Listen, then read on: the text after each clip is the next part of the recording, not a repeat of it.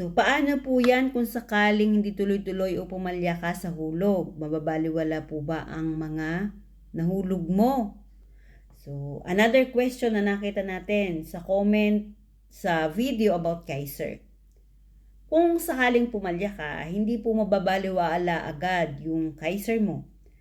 May grace period po na binibigay ang Kaiser. Una, para di malaps ang Kaiser mo, may 60 days na grace period. So, kung lumampas ka dyan, lapse ang Kaiser mo.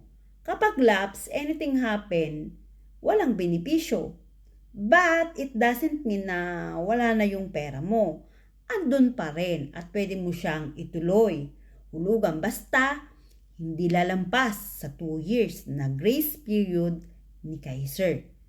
Yes, tama ang rinig mo. 2 years. So sa mga lapse po dyan ng Kaiser at alam mo na wala pang 2 years, so call mo lang yung agent or sponsor mo para ma-assist ka, ma-activate mo di ang Kaiser mo.